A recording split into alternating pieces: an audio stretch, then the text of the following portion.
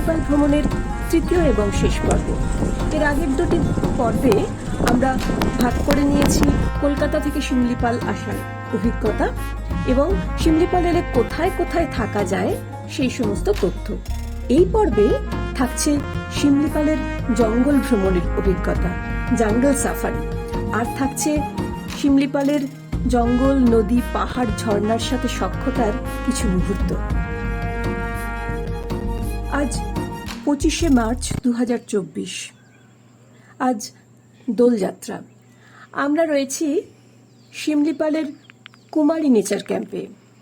ভোর 5:30 বাজে আমরা বেরিয়ে পড়েছি হাঁটতে। ঠিক আমাদের রিসর্টের পিছন দিকেই যে রাস্তা চলে গেছে, লাল রাস্তা, সেই রাস্তা ধরে বেরিয়ে পড়েছি চারিদিকটা উপভোগ করব বলে। অসাধারণ লাগছে। পাখি ডাকছে, ভোর হচ্ছে, আর কে যেন আবির ছড়িয়ে দিল ভোরের আকাশে। আমাদের প্রোগ্রাম শিমলিপালের জঙ্গল সাফারি।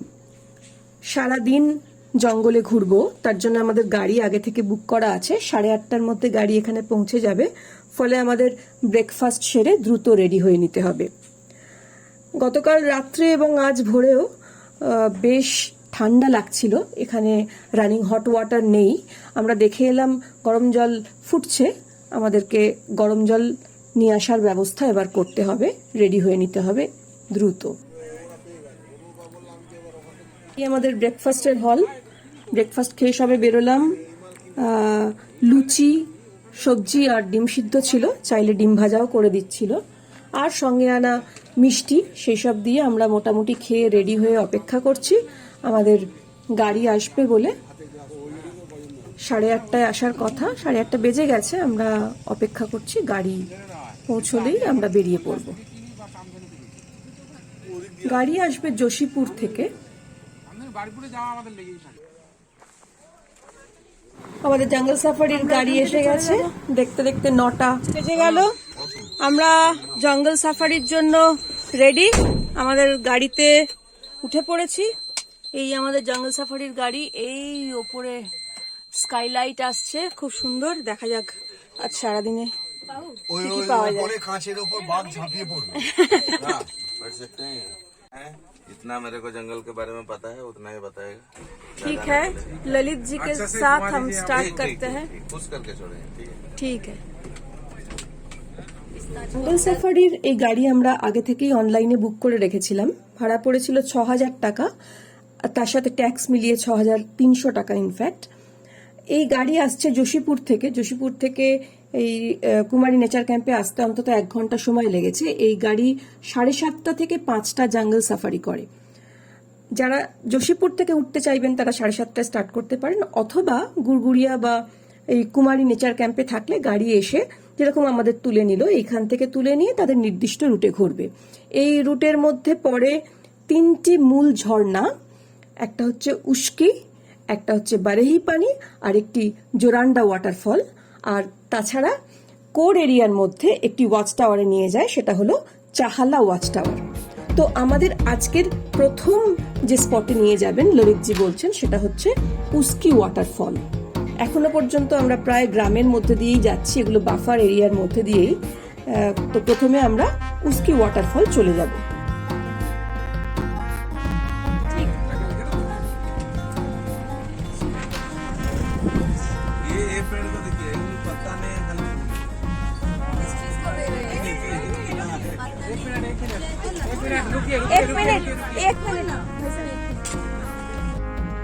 গাড়ি এসে আমাদের নামিয়ে দিল এই উস্কি গ্রামের কাছে।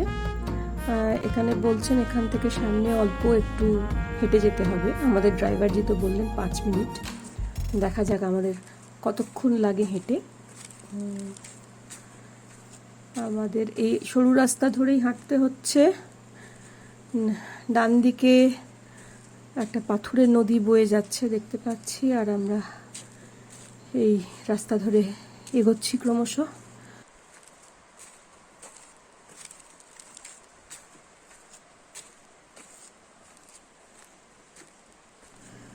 প্রায় 500 মিটার মতো তো এলামই হবে এই পায়ে হেঁটে। এবার আশা করছি হ্যাঁ, দেখতে পাচ্ছি ওই দূরে উস্কি ওয়াটারফল। আমরা যে কটা ওয়াটারফলে যাব, ড্রাইভারজি বললেন যে একমাত্র এই ওয়াটারফলটার ক্ষেত্রেই আমরা কাছে পৌঁছে যেতে পারবো, অন্যগুলোয় এতটা কাছে যাওয়া যাবে না।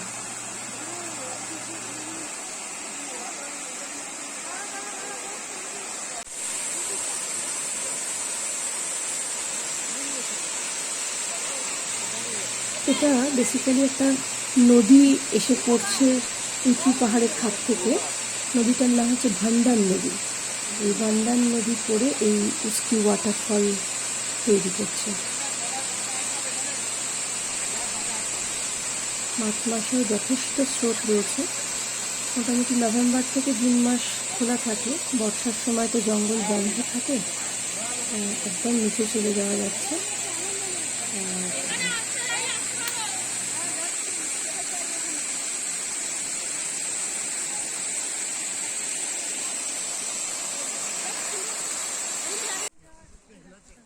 প্রচণ্ড গরম হচ্ছে। এবার ফেরার পালা। আমাদের নেক্সট ডেস্টিনেশন বারেহি পানি। কাল রাতে জঙ্গলের মধ্যে আমরা তো কুমারী নেচার ক্যাম্পে ছিলাম, তো ওখান থেকে এই উস্কি ওয়াটারফলের দূরত্ব হবে 15 কিলোমিটার মতো। আসতে প্রায় ঘন্টাখানেক সময় লেগেছে জঙ্গলের পথ ধরে আসতে। আর যোশীপুর থেকে সরাসরি আসলে এটা ঘন্টা 3 লেগে যাবে, কারণ 50 কিলোমিটার পথ।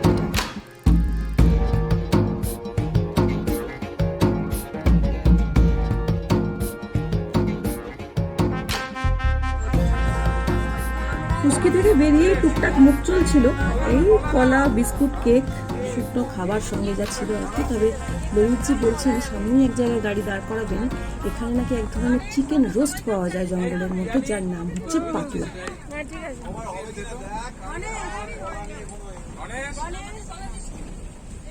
বারহে পানি ফলস দেখতে যাওয়ার আগে আমরা দাঁড়িয়ে পড়েছি এক জায়গায়। এখানে পাতুয়া হচ্ছে। পাতুয়া মানে শাল পাতায় মুড়ে চিকেনের রোস্ট। তো দারুণ বিষয়। এটা কিরকম দাম বলছে? 100 টাকা করে এক একটা প্যাকেট, 100 টাকা করে। কত পিস আছে জানি না।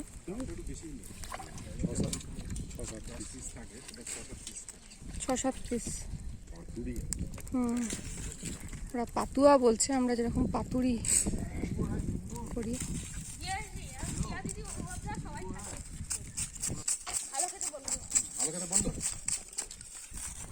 এই শিমলিপালের জঙ্গল কিন্তু এখানকার আদিবাসীদের জন্য একটি জীবন সহায়ক ব্যবস্থা হিসেবে কাজ করে।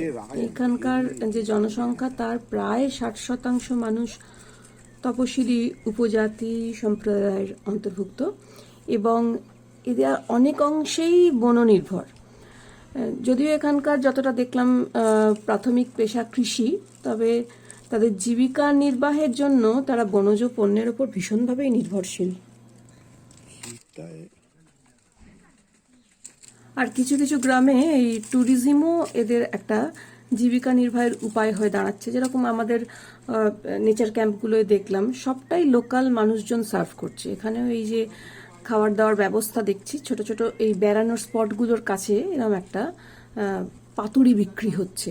এটাও খুব পপুলার হয়েছে বুঝতে পারছি এখানে। আর এখানে বিক্রি হচ্ছে হাড়িয়া আর কুরকুট্টির চাটনি। হাড়িয়া তো এখানকার স্টেপল ডায়েট দেখছি, মানে চারিদিকে বিক্রি হচ্ছে। যেসব বাড়িতে হাড়িয়া অ্যাভেলেবল তাদের বাড়ির বেড়ার বাইরে একটা করে হাঁড়ি, অ্যালুমিনিয়ামের হাঁড়ি রাখা আছে। বুঝতে পারছিলাম না কেন এরম ভাবে বাইরে হাঁড়ি লাগানো, তো আমাদের ললিতজি বললেন যে এটা হচ্ছে এ বাড়িতে হাড়িয়া অ্যাভেলেবল তার ইন্ডিকেশন। উনি আরো যেটা বললেন যে এই হাড়িয়া আর কুরকুট্টির চাটনি এটা নাকি ওনাদের হেলথের জন্য খুব ভালো।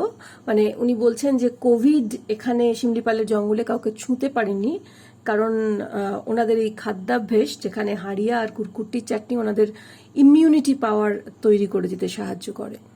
এখানেও পাশে হাড়িয়া বিক্রি হচ্ছে 10 টাকা করে। এই কুরকুট্টি চাটনি বা কাই চাটনি তৈরি হয় লাল পিঁপড়ে দিয়ে। এই পিঁপড়েরা বাসা বাঁধে, এই যে লম্বা শাল গাছ দেখছি, শাল গাছের পাতায় পিঁপড়ে ডিম পাড়ে, সেখান থেকে এই পিঁপড়েদের সংগ্রহ করতে হয়।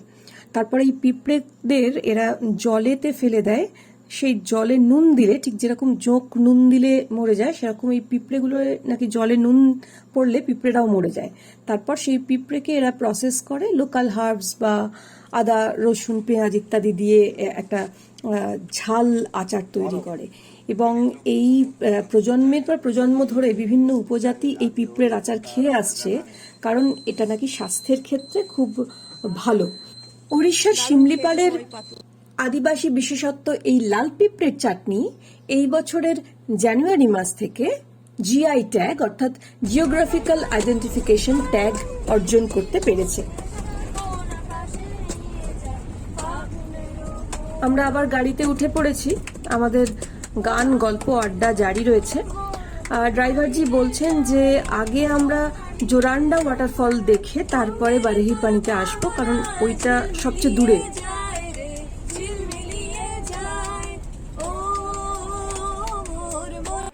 এটা বারেহিপানি ফলস, এখান থেকে মাত্র 200 ফুট মতো দেখতে পাচ্ছি, বিভিন্ন অ্যাঙ্গেল থেকে আলাদা আলাদা ভিউ। আর আমরা চলে যাবো একদম নিচে, ফলসের নিচে দেখার জন্য।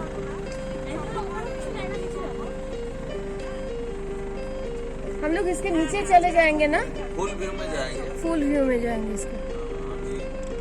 जरंदा जा रहे हैं, जरंडा होके फिर वापस বারেহিপানি। পৌঁছে গেলাম জোরান্ডা ওয়াটারফলের চেক গেটে।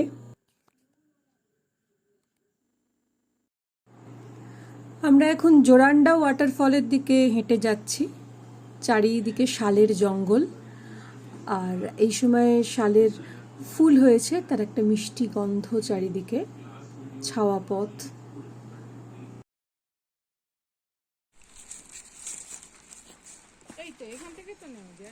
फुल व्यू में चलिए ना, जहाँ पे सेल्फी। প্রায় 200 মিটার মতো হেঁটে এলেই দেখা যাবে জোরান্ডা ওয়াটারফল। এটার কাছে যাওয়ার কোনো প্রশ্নই নেই, দূর পাহাড় থেকে পড়ছে, এটা দেখা যাবে।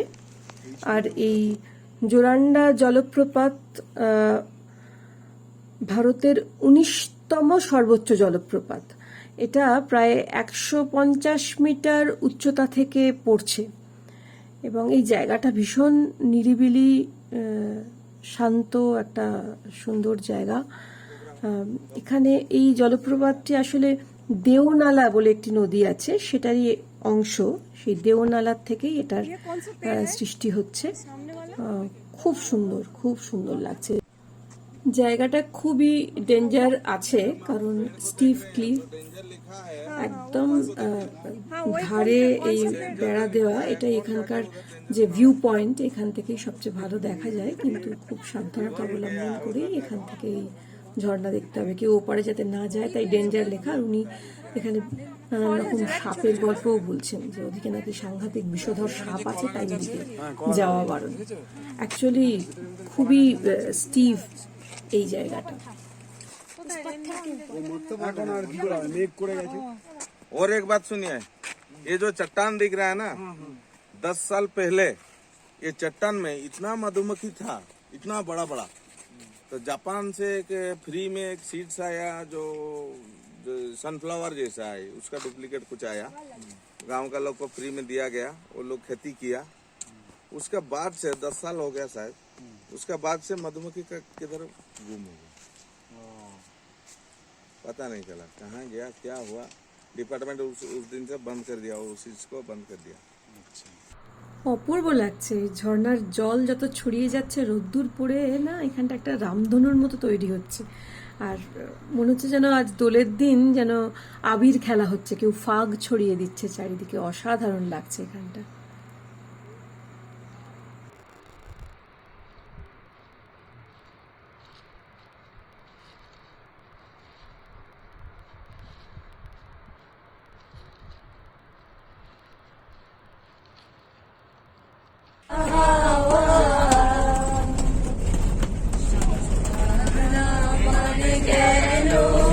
বেরিয়ে পড়লাম বারেহি পানি।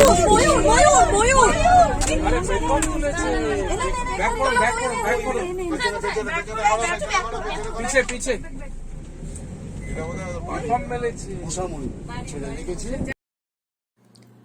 গাড়ির থেকে ময়ূর দেখা গেছে, সবাই খুব এক্সাইটেড।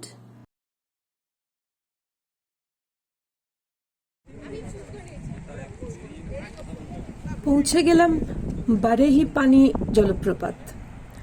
বারেহি পানি তো শিমলিপালের একটি প্রধান পর্যটন আকর্ষণ। এটা না দেখলে তো শিমলিপালের ভ্রমণ অসম্পূর্ণ থেকে যাবে। আর তার কারণও আছে। বারেহি পানি ভারতের দ্বিতীয় সর্বোচ্চ এবং উড়িষ্যার সর্বোচ্চ জলপ্রপাত। এটা প্রায় 399 মিটার উচ্চতা থেকে পড়ছে এবং এটা ওই ইস্টার্ন ঘাটসের যে মেঘাসুনি পর্বতমালা আছে তার ওপর দিয়ে বয়ে যাচ্ছে যে বুধবালাঙ্গা নদী, সেই বুধবালাঙ্গা নদীর থেকেই এটা সৃষ্টি হচ্ছে। এবং এটা আমরা এই দেখতে পাচ্ছি যে দুটো ধাপে প্রশস্ত পাহাড়ের ওপর থেকে নিচে পড়ছে, দুটো ধাপে পড়ে নিচে প্রচুর পাথর রয়েছে, একটা পুলের মতো তৈরি হয়েছে সেখানে।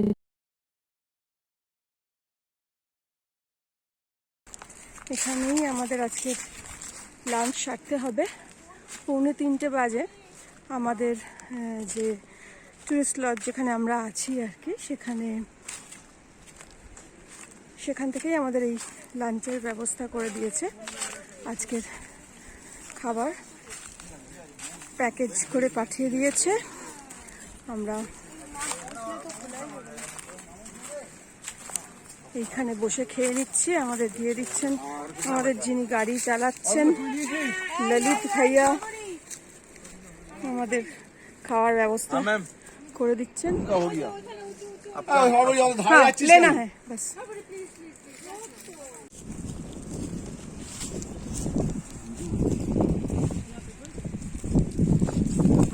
ভাত, আলু ভাজি, ডিমের ডালনা, সুন্দর খাওয়া হয়ে গেল।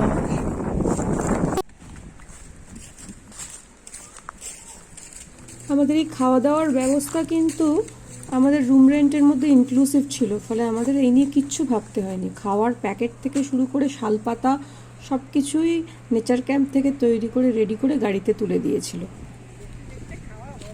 হ্যাঁ, এই ঝর্ণা দেখতে দেখতে খাওয়া, এটা লাইফ টাইম এক্সপিরিয়েন্স। এটা মানে দারুণ অভিজ্ঞতা হলো।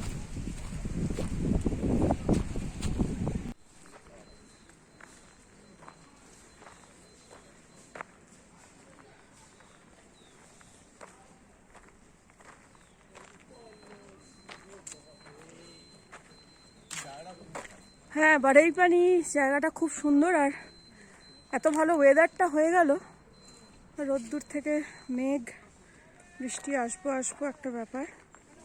খুব ভালো ওয়েদার হলো।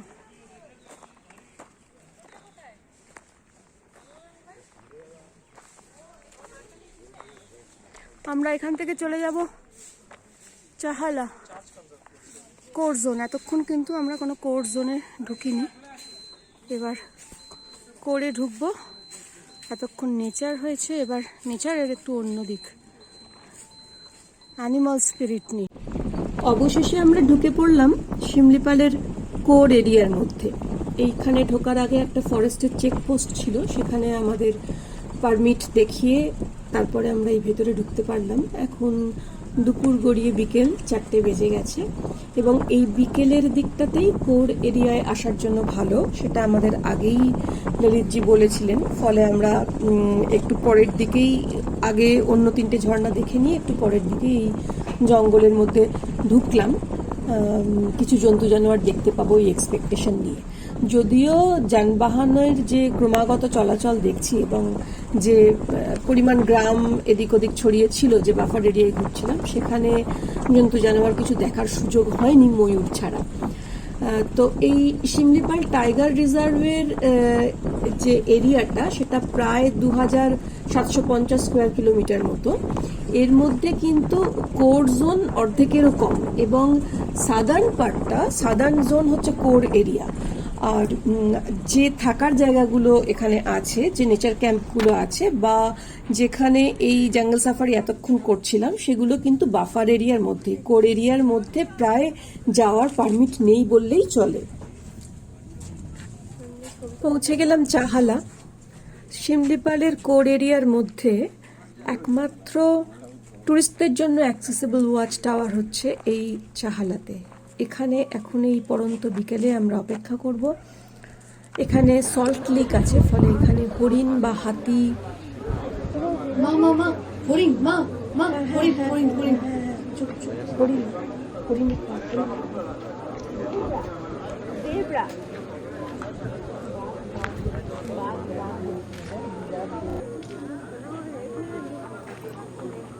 এগিয়ে আসছে হ্যাঁ, পুরো পোজ দিচ্ছে মনে হচ্ছে।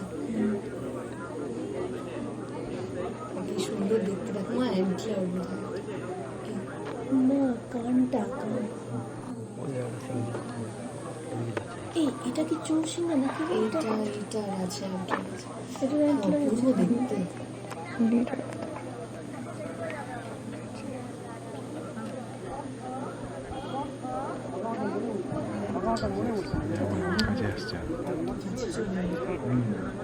কমিয়ে নেয়, কোন বাড়াস না।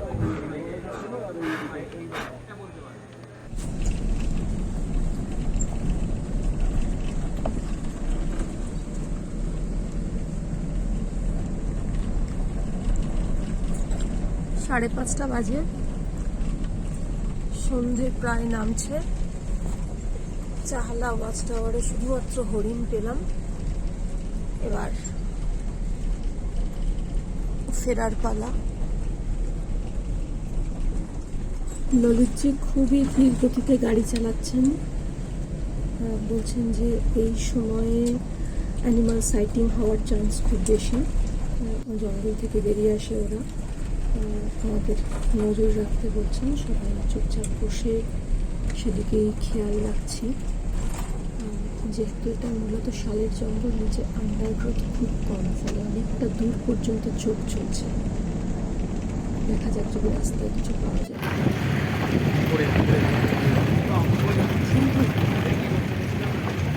বিদ্যুৎ চমকাচ্ছে।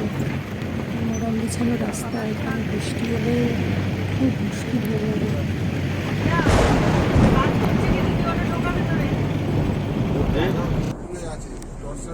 এই সামনে আছে, দেখ সামনে কি আছে রে? এই যে এখানটা মা সামনে রয়েছে। আরে টর্চটা দে না, টর্চটা ধরা হচ্ছে না। এই যে এখানে রয়েছে।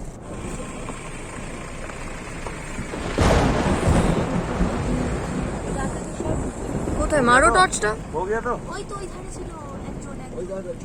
প্রচন্ড বিদ্যুৎ চমকাচ্ছে, আর দেরি করিস না।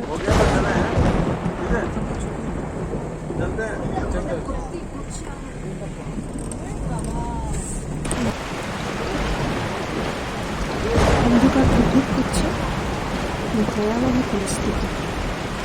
প্রচন্ড বৃষ্টি হচ্ছে, গাছ পড়ছে, বৃষ্টি পড়ছে, মাঝে রাস্তায় গাছ পড়ে গিয়েছিল। সেটার গাছ, তাদের পাশের মিঠো রাস্তা দিয়ে একটা মাঠের মধ্যে দিয়ে কোনো ক্রমে সেই ভূমিটাকে পেরিয়ে গিয়ে এগিয়ে যাচ্ছি আমরা। এখন লোকটা একটু নেচার ক্যাম্পে পৌঁছানো।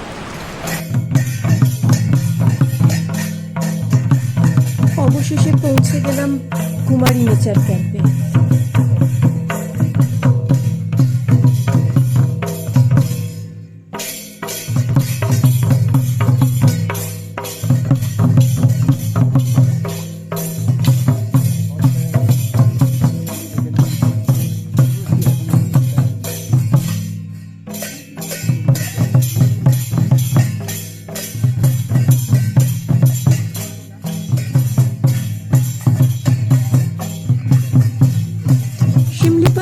আমাদের 3টি পর্বের ভিডিও এই পর্যন্তই। ট্রাভেল বাডিজের পক্ষ থেকে আমি পিয়ালি আপনাদের ধন্যবাদ জানাই আমাদের সঙ্গে থাকার জন্য। আশা করব আগামী সফরেও আপনারা আমাদের সাথী হবেন।